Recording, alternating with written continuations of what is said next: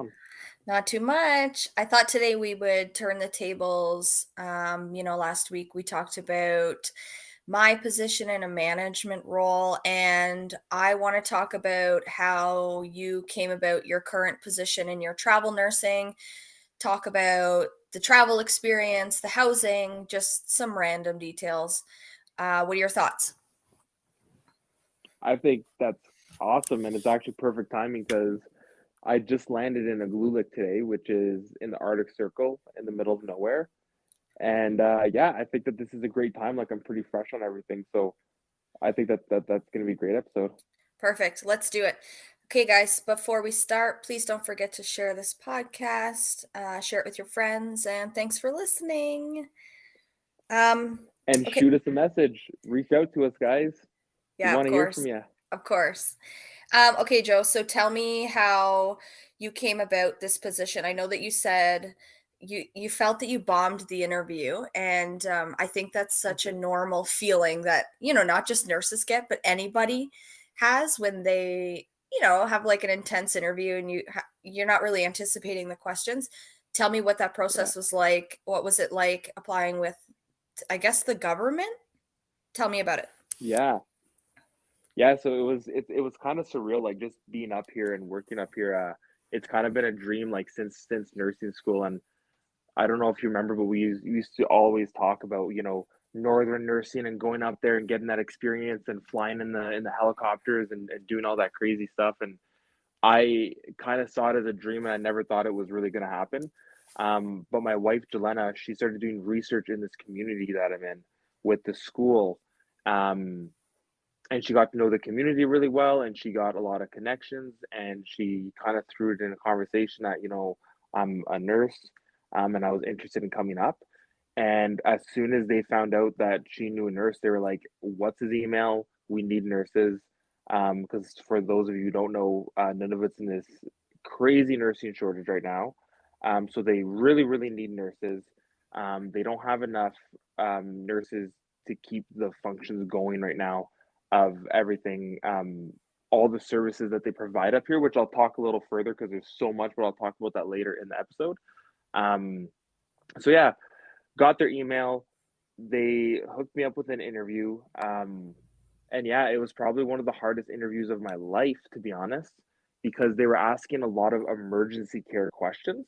And I'm a long-term care nurse with a focus on palliative care. And like I loved med surg and I did quite well in med surg. Um, but it's like almost every question was like a catch 22 because they were like what do you do in like a code blue situation? I'm like, I follow the protocol. um Obviously you do your like first aid and CPR training, assess the scene and whatever. And I'm like, I call the team and da da da. But as I was talking, she kept interrupting me and she's like, okay, you don't have a team. Like it's just you. Like, what do you do there? And I'm like, Right. oh man, like holy cow. So I forget what my exact answer was, but almost every question was like that. And it was questions, like I said, from med surge all the way to baby and mother. You know, um, a mother comes in for her like 6 month checkup. What are the first things that you do? I had no clue, and I straight up told them, I was like, I apologize, I have no clue. I'm like, I can guess, like probably measure the stomach, take her blood pressure, her orthostatic blood blood pressure or whatever. And I got some of it right, but I had no idea. And it also made me really nervous, and it showed the scope of what they do up here, which is everything, because they don't have the resources that we have back in southern Canada, as they call it up here. Right. That's what I was going to say is that it makes sense to me that they would ask questions that are such a broad, on such broad subjects. Everything like you said, from like mother, baby, all the way up to seniors, whatever the case is. And it makes sense to me too why she would be like, well, you don't have a code blue team. So what do you do if it's just you? Because like you say, there's no staff. So I can Yeah, see why that they would ask those questions. But the thing is, Joe, is that in school, we're not taught that way of thinking. We're taught oh, there's a code blue, there's a team that knows how to run the cart that come up from floor 3 and blah blah blah, and like that's Yeah, sort of the avenue that we're taught, where when you're in rural nursing or, northern nursing, whatever, you don't have the resources that you do in a normal hospital. So, or facility or whatever the case is. But I think it's yeah. interesting. And I think that was probably like good prep for you though before going, right? Like you sort of were getting an idea of what you were getting yourself into with that interview. Yeah, it was great prep. I had like this assumption that since I'm an LPN that I would be overseen by an RN. But that's not always the case. Like I said, they're just so short up here that sometimes you are the LPN and you're providing the care to your scope of practice. That is what you're able to do. And unfortunately, if you get things and if you get situations that are outside of your scope of practice, you just have to send them to Ottawa, which is like the closest hospital to where um, I'm posted right now. Hmm. But yeah, like we just it's a whole new kind of nursing, and that's why emergency department nurses and ICU nurses are needed up north.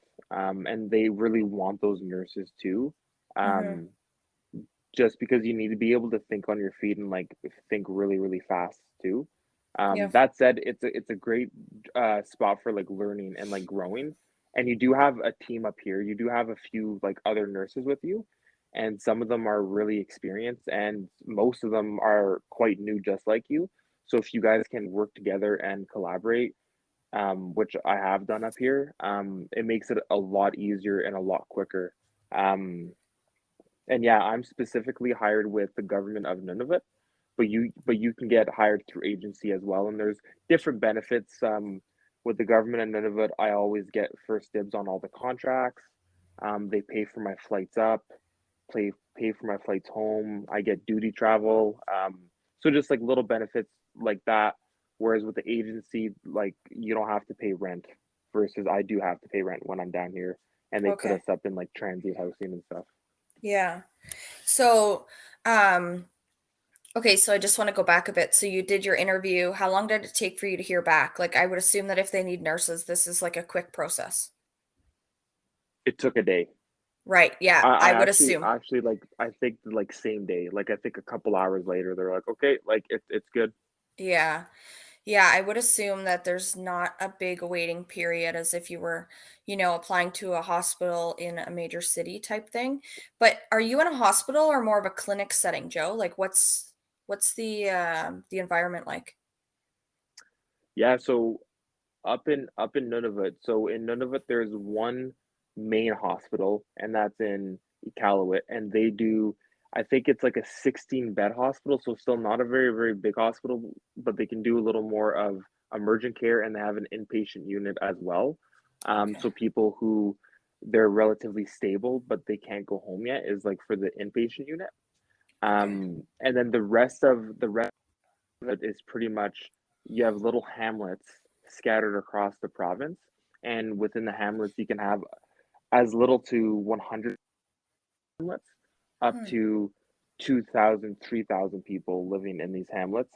And there's a health center in every single community in Okay. Nunavut. And these health centers, they do day programs, they do mother baby programs, they do um, STD programs, they do all the blood work, they do like assessments and checkups, they do baby care checkups. Um, Is there any long-term care up some there? of them, yeah. So the long-term care up here is called CCC, which is stands for Continuing Care Centers, Okay. and it is a long-term care center essentially. Um, but I think there's only three of them in all of Nunavut. Um, Wow.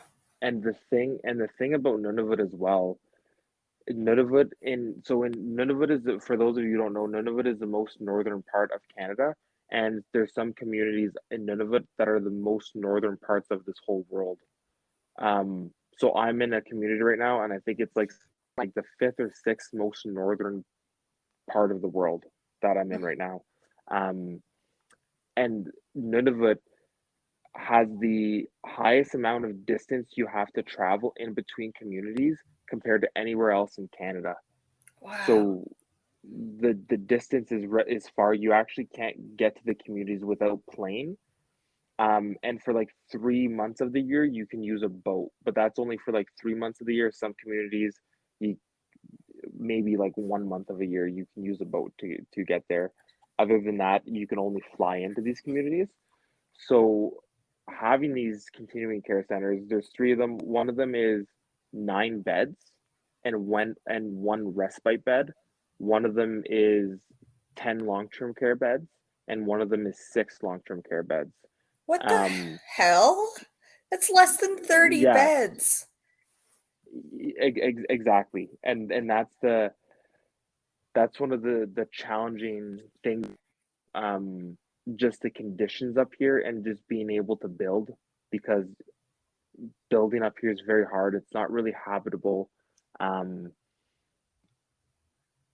yeah, like it's not habitable at all. So right now I'm working in a CCC, and we have people from all over Nunavut who come, but it's very heartbreaking because people want to stay in their communities. They want to stay with their family, Right. but if they can't give the care and they can't care for their family, they have to send them to a CCC. There's a huge waiting list, obviously, because Mhm. there's not a lot of beds. Right. Um, it's just also very, very hard, because their culture up here is so strongly, and especially in this community that I'm in, very, very strong culture, very like amazing people, Yeah. very resilient people. And that's very important to them. So one of my most favorite things about the CCC where I work is there's so much cultural. So most of the elders, they all speak their native tongue, which is Inuktitut, and I do Okay. my best to pronounce these words. And it's fun because they get to make fun of me when I sound like a white person trying to pronounce these words. Yeah.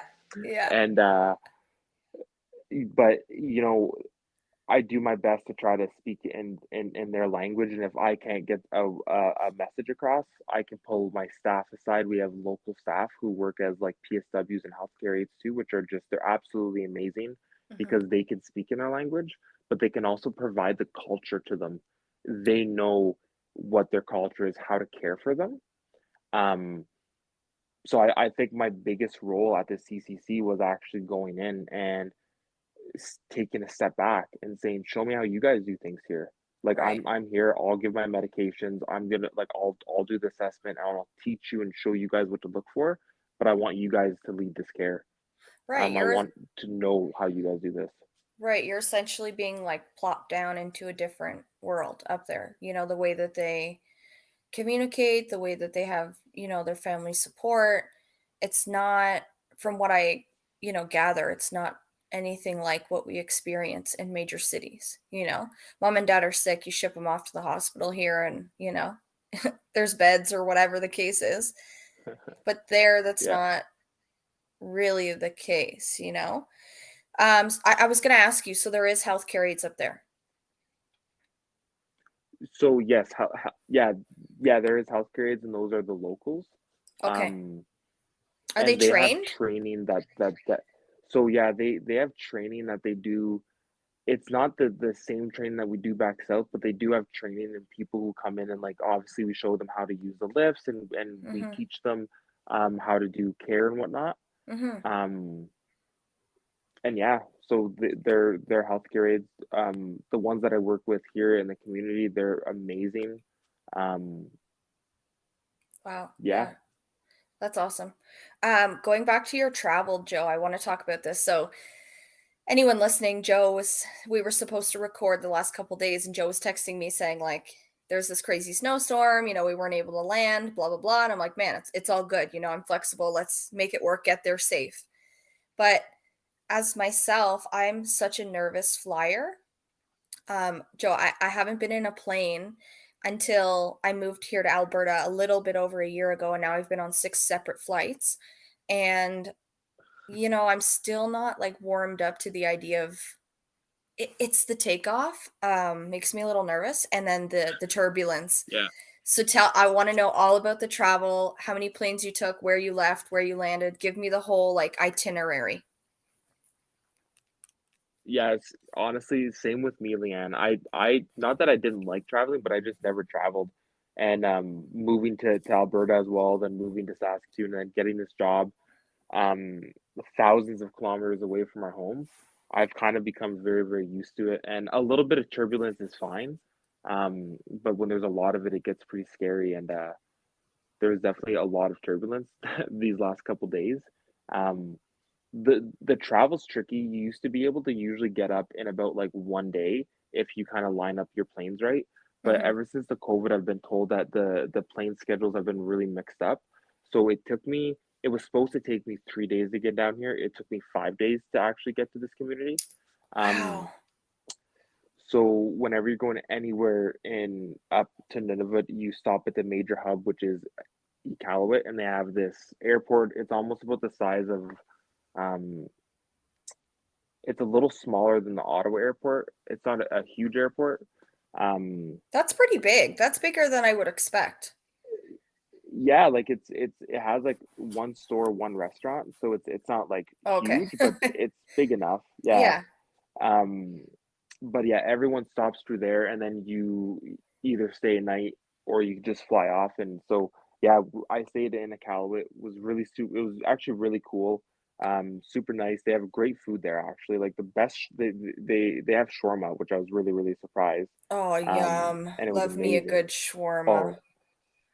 Oh, oh, Oh, Leanne, it was yum. so good. I was so surprised. I was like, man, like, should I really get this shawarma? But I was like really hungry. I didn't eat all day, so I'm like, let me get the shawarma. And they got the potatoes and the garlic on it too. I was like, oh, Oh, so yum, good, dude. That would be so good. Such a good, like, flying meal, comfort food, you know? right? Like, man, I didn't eat that whole day, and then I just hit up the shawarma, and it just like it put me in a coma. I fell asleep for like 12 hours after that. It was so nice. That's funny. Do you pay for your food and then or your hotel stays and then, like, submit a receipt to your management? Like, how do you pay for your stays when your flights don't line up? Everything, everything's paid for. So this time what happened is that I got here on Saturday. I got to Calgary on Saturday. I left Sunday. And I was talking with some of the locals when I was on the plane, and some of these people they've been trying to get home for 2 weeks and they weren't able to get What? home because they can't land the plane. So because we're so far up north, the altitude's higher, which means that the clouds are lower to the ground. Okay. Um, so when the plane is on their final descend, you don't see the ground until you're essentially almost on the ground. So what was happening was they were going so low and they were passing the break line of the clouds, but then there was fog. There's a lot of fog up here and they couldn't see a thing. So we were literally on the plane and they were going down. We're on our descent and we just kept getting lower and lower. And I was like, when are we gonna like land? Like we've been descending for like almost like an hour now. Like I just see cloud. Um, and then as soon as we broke the cloud line, I could see the ground, and then he just shot right back up really, really quickly. And he said it just wasn't safe to land. Wow. I wonder if these pilots are, like, specially trained for Sorry about that. Did you cut out? I just did. Yeah, sorry. I was just getting a phone call. But yeah, sorry. What were you saying? The pilots, I wonder if they're, like, specially trained for flying in those conditions. You know, Ben would know. He's into, like, p flight and pilots and all that kinda thing, but do you know anything about the pilots? Oh, Like, are I'm they people sure. that live there or So the pilots are Southern pilots. Okay, I'm sure there is Inuit pilots, and for those of you who don't know, Nunavut is about 80% Inuit people who live here. mhm, Um, yeah, so like the pilots are good, but just the weather conditions up here are wild, and it I think the biggest shock to me is that there was people who live here in this community who just haven't been able to go home, and the reason why they had to leave the community is because they need health services. Any right. health services that you need that's beyond the scope, you have to leave the community, but you never know when you're going to go back in the community because these were drastic as well. So that's a major disparity in the health system, one of many.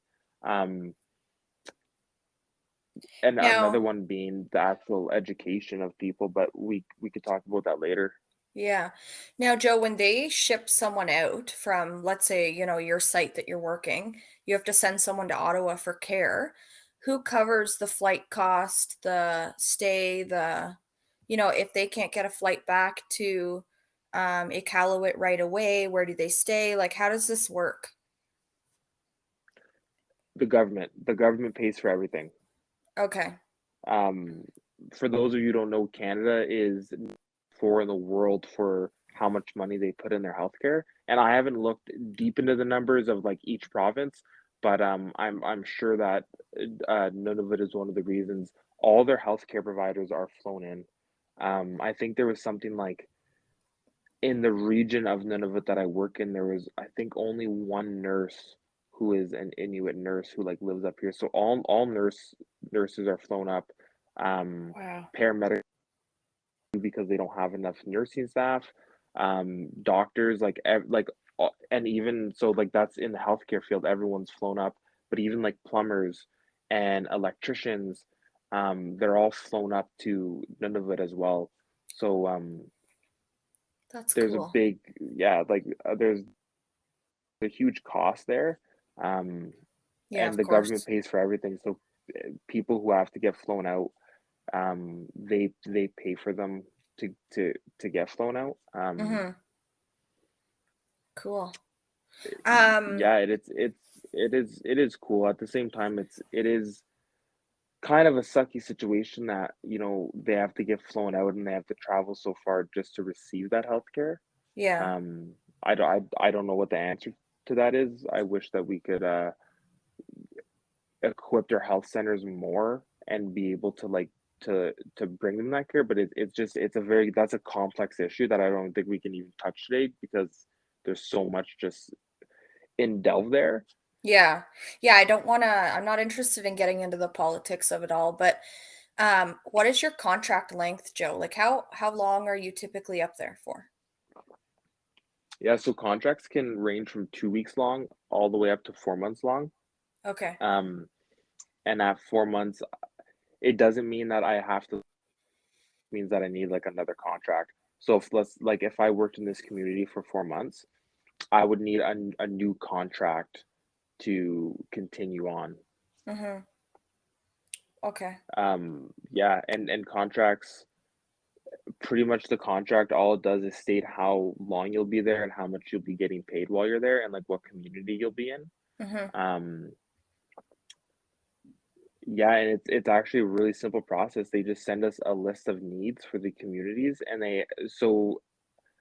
I'm gonna try my best to get this right, but I believe none of it is separated into three different regions. So I work in the Baffin region, and then there's two other regions because none of it's a pretty big place. Mhm. So they have staff. So since I'm on like the Baffin list, I always get the list for Baffin region needs. But if I wanted to, I could request needs for other regions if I ever wanted to go to other regions. Okay. And I pretty much say, hey, I'm available from this date to this date. I can pick the community that, or I can just message them and say, hey, I'm available from September to October. Um, Put me in wherever you can, and they'll fit me where I'm most needed. Right. They just need people. They don't care how long you're there or where you go. They just need a body, essentially, right? Yeah, pretty much. And my first contract, I thought because it was my first contract, they were gonna be easy on me. And they were I was emailing this guy and he was like, usually they just come up you like for your first contract, come up for 3 weeks or a month, get the feel of it, and then you can decide like, if you want to go back to this community or like where you want to go from there. And Mhm. I was like, okay, I'm free from May to July 15th. Those are the days that I'm free, thinking that he would take a 1 month chunk and I just like he just set me up here for 2.5 months. My very first Jeez. time. Wow. Yeah, Talk about like yeah. being immersed into another culture.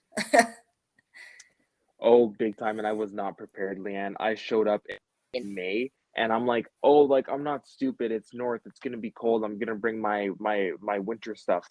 You know, I'm like, I don't want to get there and people look at me weird. So I brought my winter stuff and I got off the plane and they looked at me and they were like, where's your winter stuff? And I'm like, oh. This is my winter stuff. What do you mean? And like, you don't have snow pants? And I'm like, no, no, I don't. And like one of the locals was like, oh no. I'm like, what do you mean? Oh no, like what's gonna happen? And it was pretty cold. It was like -50, -60 when I first got here. Um, Dang, that's it was insane. cold, but I just put in layers. Yeah, Yeah, I of just I course. was wearing layers. I just put a bunch of pants on over top each other. I don't have snow boots. I have work boots, and I was like wearing work boots, and everyone was looking at me really weird, trekking Oh through my the snow in my god. work boots. That's hilarious. I would totally be unprepared too, you know? Like, I have snow pants, but only because I snowboard. But prior to that, that's not Yeah, something that's in my attire as a 28-year-old Canadian lady. Like, we avoid the winter out right. here. Like, I don't know. That's hibernation season for us. Exactly. Yeah, 100%. But they live for the winter out here. They Yeah, love it. it's their lifestyle, you know? They've adapted to it. They know how to work with the weather, and that's just their life, you know? Yeah. Um, Joe, tell me about the housing. Do you live alone? Do you have roommates? Do you get to pick roommates? How many bedrooms? Is it close to the facility? Tell me all about it. Yeah, so where I am right now, I'm in a three-bedroom townhome. And I was actually really, really impressed with this accommodation actually. There's a deep freezer and there's a fridge and freezer. Um, all these pots and pans, cooking stuff like um, saran wrap, tinfoil, utensils, Tupperware, so we can like pack our lunches. All the rooms are equipped with like a bed, a couple dressers, mirrors, lamps. We have fans. We have all bedding provided for us. Um, Rent's about $500 a month, and that gets deducted right from our pay, um, which makes it like really easy and convenient. Mhm. Um, they bunk you with random people, so your experience really depends on if you can vibe well with someone, Yeah. um, I don't know that I would which like which that. can be challenging. I honestly have to say that I've been really blessed. Like I think the good thing is that we're all on the same page. I've roomed with about let's see, with that one, two, three, four, about five different people actually. So far in this place, and everyone's on the same page. Like we're all adults. We all know like why we're here. We all know what the situation is. Yeah. Um, we're all professionals, and we kind of make it work. That said, like I'm a 26-year-old guy. I've bunked with people up to like 60 years old. Um, Crazy. so there's differences, right? Like people are different in the way that they live and operate. So I always like to be safe, and when I do anything, I make sure I clean it up. I try to, be cognizant that if my roommate just worked nights and it's my day off, like I try to stay in my room, put headphones on, just kind of chill out in there a bit, let them get their sleep and stuff. Um, but Yeah. once you get to know your roommates, you can kind of expand a bit more, right? Like I had one roommate, she was like, "Hey," she felt bad because she was like, "I know on your days off, you're just spending your whole day in your room." She's like, "Go watch TV, like go do something, like don't be a hermit and stay in the room, like I'm fine." Yeah. And it was the same exact thing for her. Like on her days off, I said, "Do whatever you want. Like I want you to enjoy yourself, right?" Yeah. So yeah, like all I'm saying is that you can work through that kind of awkwardness.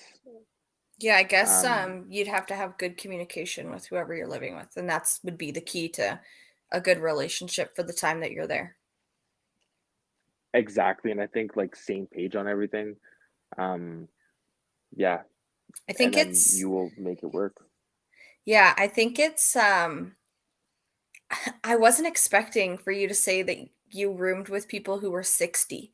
Like, to me, Joe, when I think of travel nursing, and I don't know why I think this way, I don't really know where this idea comes from, and I'm curious if anyone else listening had the same thought, but when I think of travel nursing, I think of younger nurses, you know, new grad nurses, people who are maybe not settled in life or I don't know, that's just sort of my thought, which doesn't even really apply to you, Joe. You're married, you have a place with your wife and whatever the case is, like, you're settled, yet you still do Yeah. travel nursing, and I guess it's a an avenue a lot of different people like to take, but I guess I just never really thought about, like, the option that you may be rooming with someone who's substantially older than you, you know? Yeah.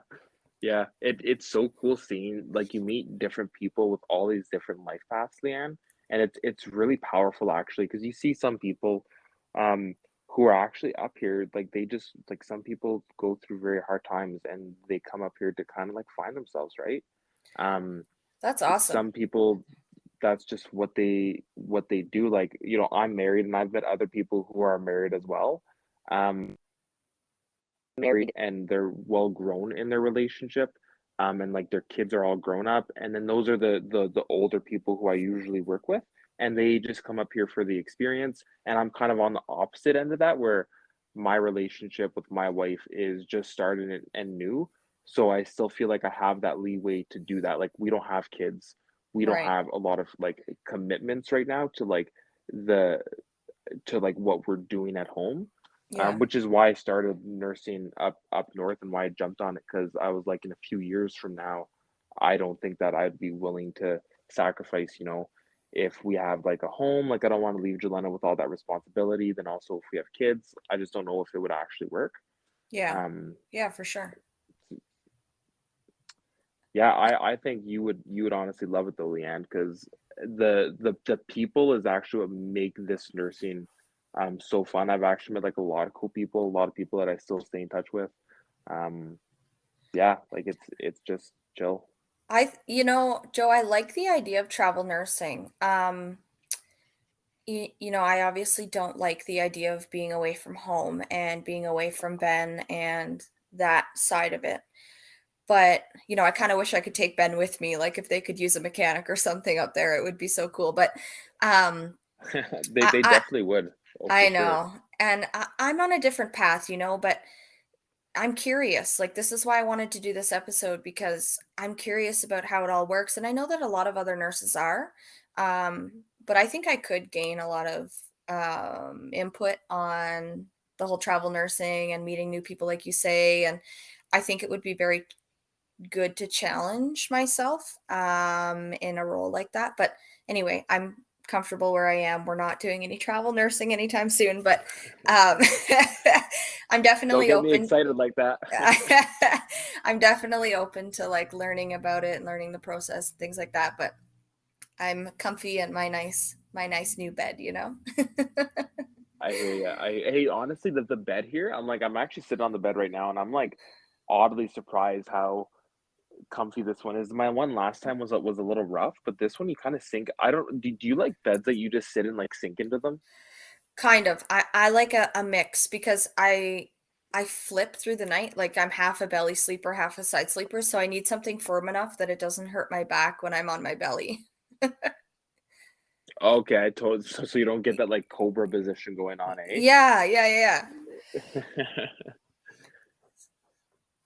Well, that's good that they Yeah, at least like so provide, a bed and like all your amenities. And, it's funny that you say like, oh, yeah, they have like saran wrap and aluminum foil, but I don't think people realize what it's like up there. Like, there's not the resources that we have here. Like, you can't just, like, you can go to a store, right, Joe? But you were showing me, Joe sent me a Snapchat last time he was up there, and he sent me like a package of Oreos or something, and it was like $17 for these Oreos. yep. Just Super craziness, expensive. man. Yeah, A like, pack of 24 water is $100. I kid you not. yeah, and $100 for a 24 pack of water. yeah, and it's so great that they set you up with, the bare necessities, I guess, so that you guys can make your lunch and, bring Yeah. stuff to eat and be present for your shifts and whatever the case is. But yeah, I think it's interesting, and I don't think a lot of people realize how little you have up there. Yeah, and that's I'm kind of like sugarcoating it right now with all this like great stuff. Isolation is real, guys. Like it was when I did 2.5 months. Like I'm literally on an island right now. Like in this little hamlet. There's no escaping. If I try to escape, I'll get eaten by a polar bear. Like it's Yeah. like I'm out there, you know. There's no internet. They don't provide internet, so you have to get data plans. Um, the water is not safe to drink, so you have to get a filter. So we use Brita filters, Mhm. and it like filters it enough. But some people they use Brita filters, but they also boil all of their water. Like some people don't take chances; they boil all of the water that they use. At the facility I work at, they have like this huge like special filtration system. Personally, I don't know if it's more filtered than the Brita, in my opinion. And like I'm not a filter pro, but I'm like a filter's a filter, like whether it's a Brita or like this high tech machine, like it's a filter. But Yeah. there's like this high tech filter that they have, and it spits water out very, very slowly. And that's the water that we actually use for caring for the residents. So one of the main responsibilities at night is we have these huge jugs of water, about like we have two huge jugs of water, and then we have like about 10 smaller jugs of water, and we try to fill them both up to get them all filled. And that's a challenge. Like right when you get in at 7 o'clock, you have to start filling those water. And then maybe by the time 7 a.m. comes around, you'll have enough water that they're all filled, that the residents will use that day, because they use that for like all of their like drinking and everything else. Um, Wow. we do shower with the water and stuff, which it's safe. I brush my teeth with the water as well, so it's nothing like it's gonna kill you just from you like making contact with it. Yeah, yeah. Um, but yeah, like that's just the way it is. We get the water delivered to us as well. So all the houses Yeah. and everything in Nunavut, they're all in like stints. Like everything's like lifted off of the ground because it will freeze. And they can't use the same materials they use to build houses down south because a lot of it will like freeze, you know, like a lot of it's older too. Plus a lot of the stuff that they have here, it's newer technology. The Inuit, a lot of them are like hunters and gatherers.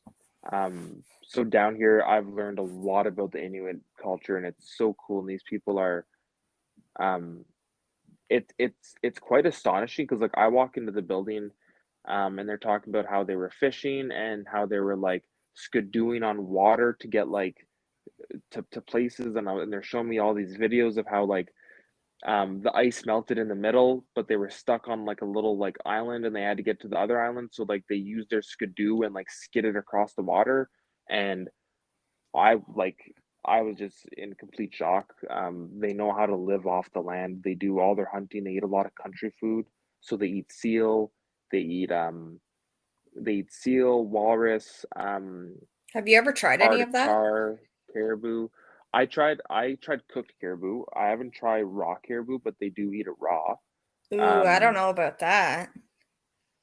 I don't know. I like I kind Ooh. of want to try it. Like I want to try it, but like I'm scared that my stomach's not gonna like it and that Right, I'm and gonna get sick.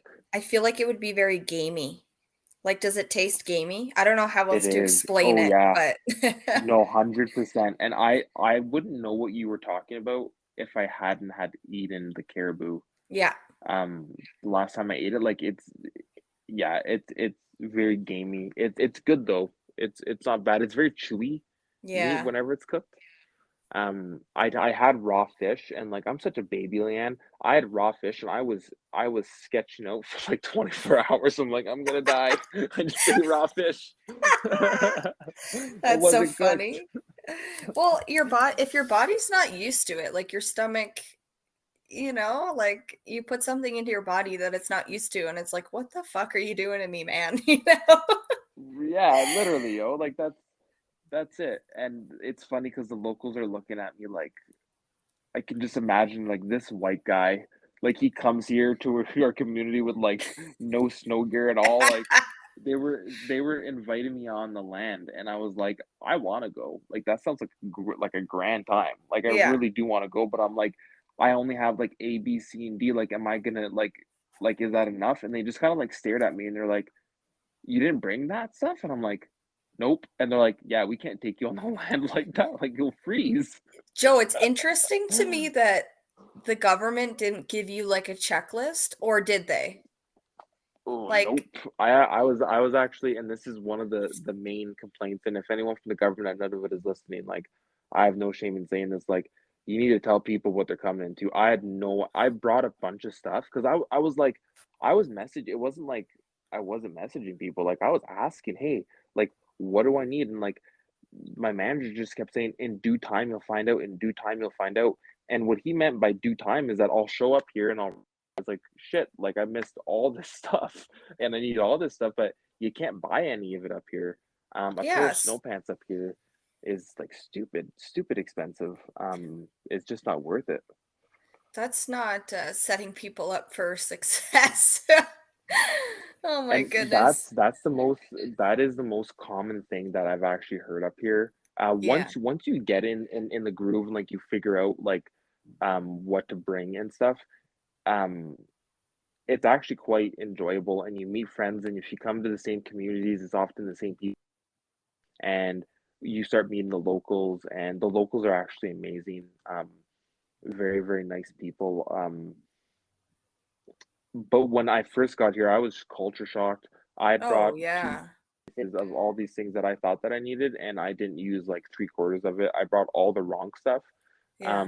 They didn't tell us, like for example, like in the transit units, what's not provided is toilet paper. And Oh, damn. it's, So you didn't have any yeah, toilet right. paper?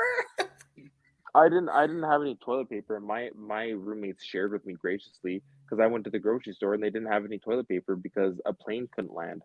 So this is another thing to keep in mind about the north is that if the planes can't land because of weather conditions, there is no food or supplies at these stores.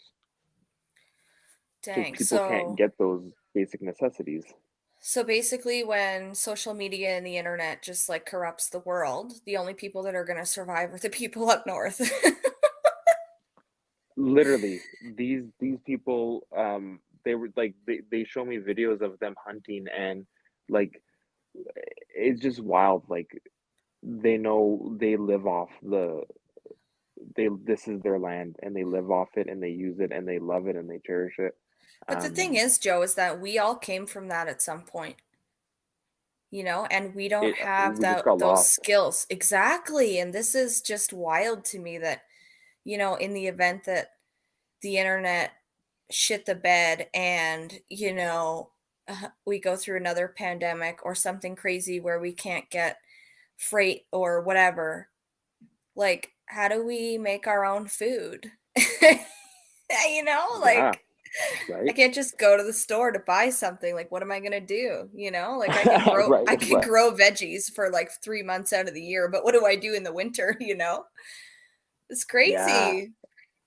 yeah, and like that's just it. Back home in Alberta, my neighbors were indigenous, and they had little kids, and they were like 7 years old, and the backyard, and the kids would love coming in our backyard because we had this like huge trampoline that they would like play on. Mhm. But before they were able to play on the trampoline, they'd be like, they would be teach them how to like garden and how to do all this stuff.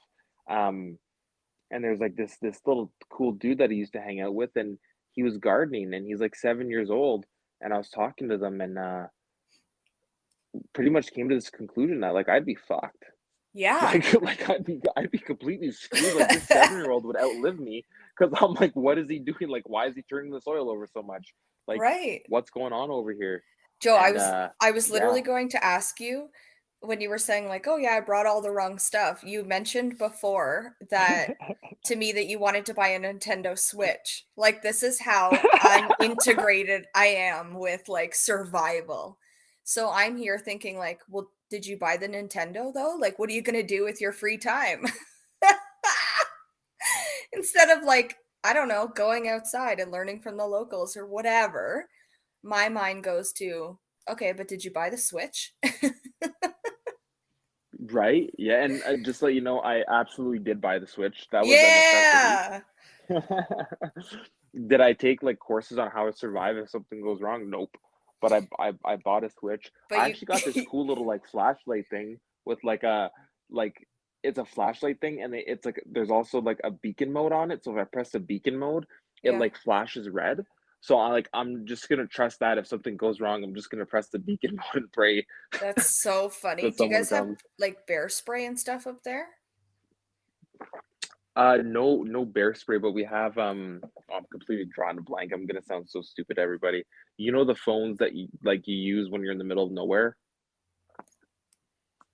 I Uh, I completely like a draw a satellite blank. phone?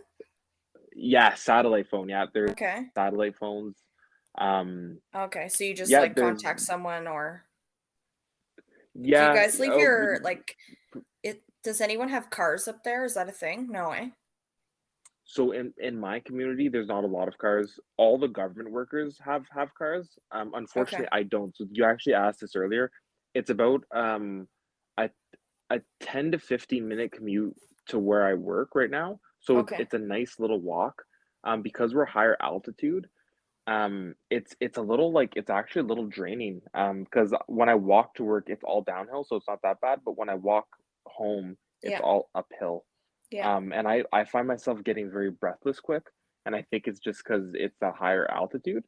Yeah. Um, Yeah, absolutely. Ben and I, when we went on our hike, I find when I reach a certain point, my body starts to, like, give out, and it gets exhausted at a certain point. And I think it's, like, not to mention that I'm extremely out of shape. Let's not put that aside, but um um I think it's also the altitude change and the amount of oxygen that my body's getting. It's not getting the normal amount. So I totally understand what you mean by you feel like you're exhausted almost, like you're not getting what your body needs to thrive at a yeah, normal capacity.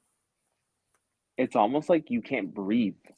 Yeah. Yeah. Like it's like you're gasping for air. Like it's like you're tired because you're not getting like enough oxygen. Yeah. Um, and also like in these crazy conditions where it's super cold, you burn a lot of calories like really quick. So the higher altitude and the colder it gets, you're burning more calories.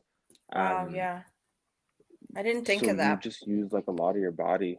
Oh man, Yeah. I was there for 2.5 months last time and I lost 25 pounds. Wow. But I And that's guess because I now you didn't bring know. any of my own food. Yeah. Yeah, yeah. Okay. It was funny. Some of the locals came up to me, and like I said, like what they call it country food is like they hunt, they get elk, they get fish. Elk and fish are like the main ones.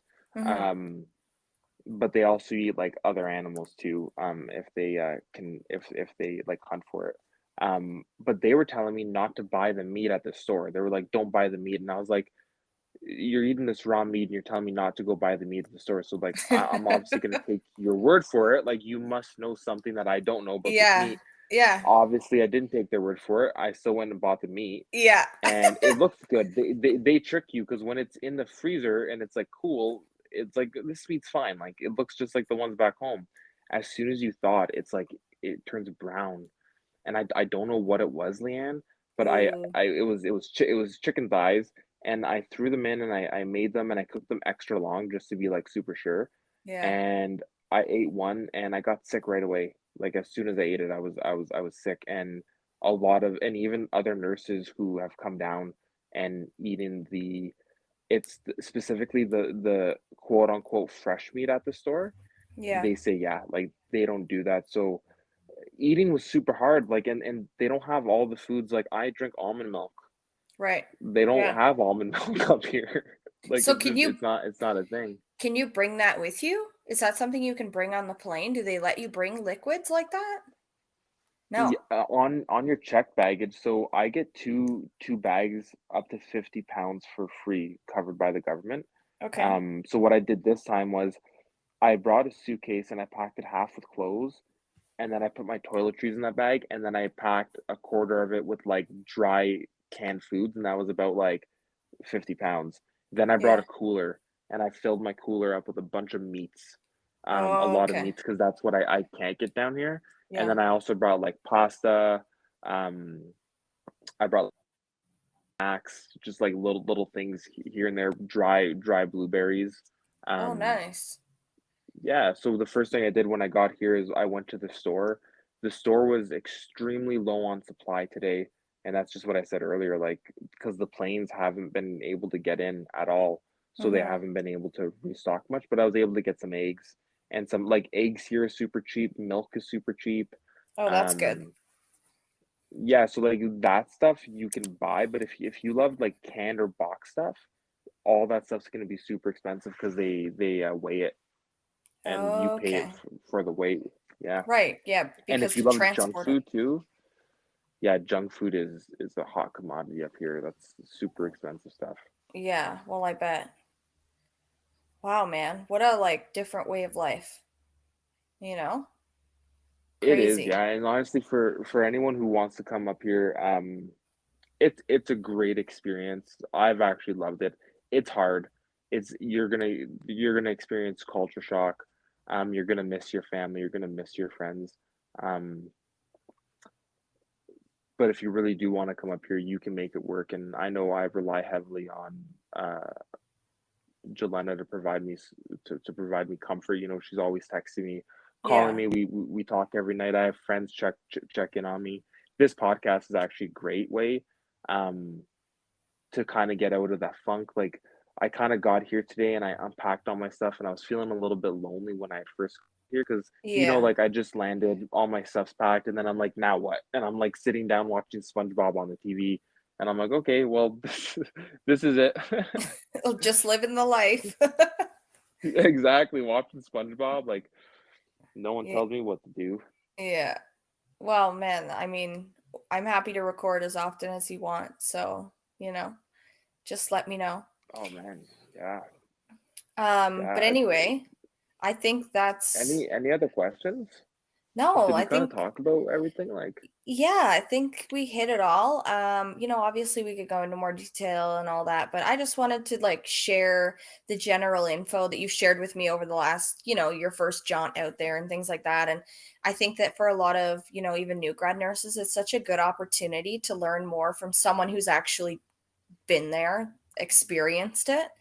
And then not to mhm, mention just people in general who are curious about it, like myself. So, yeah, Joe, thanks for sharing your experiences. And we wish you the no best of problem. luck way up north.